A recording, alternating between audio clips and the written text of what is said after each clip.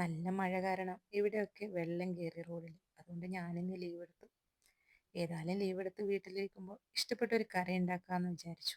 അങ്ങനെ ദേ എൻ്റെ ഫേവറേറ്റ് കറിയായ ചെമ്മീനും കോവക്കയും കൂടിയിട്ടുള്ള ഉരുക്ക് തയ്യാറാക്കാൻ തീരുമാനിച്ചു. ഞാൻ അങ്ങനെ ആട്ടോ പറയാറ്, ഉരുക്ക് കറി. അങ്ങനെ ആദ്യമായിട്ട് ദേ കോവക്ക ചെറുതായി അരിഞ്ഞ് ചട്ടിയിലിടുക. ശേഷം കഴുകി വൃത്തിയാക്കിയ ചെമ്മീൻ, ഉണക്ക ചെമ്മീനാണ്, ചെമ്മീനും കൂടി ഇതിലേക്ക് ചേർക്കുക.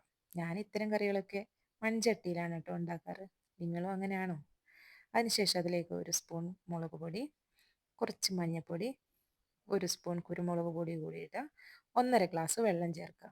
എന്നിട്ട് ആവശ്യത്തിന് ഉപ്പും കൂടി ഇടുക. എന്നിട്ട് അടച്ചു വെക്കുക. ഇതൊന്ന് വറ്റി വരുമ്പോൾ അതിലേക്ക് തേങ്ങയും പിന്നെ കുറച്ചധികം വെളുത്തുള്ളിയും കൂടിയിട്ട് കറിവേപ്പിലയും കൂടി ഇടുക. ശേഷം അതിന് മുകളിലേക്ക് പച്ച വെളിച്ചെണ്ണ ഒഴിക്കുക. ഇതൊരു നല്ല മണാട്ടോ ഈ പച്ച വെളിച്ചെണ്ണ ഒഴിച്ചാൽ.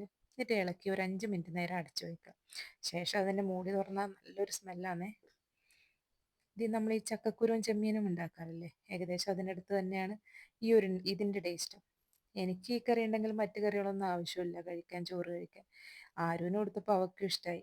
നിങ്ങളും ഒരിക്കലെങ്കിലും ഇതൊന്ന് ട്രൈ ചെയ്ത് നോക്കണം കേട്ടോ. എന്നിട്ട് അഭിപ്രായം പറയണേ.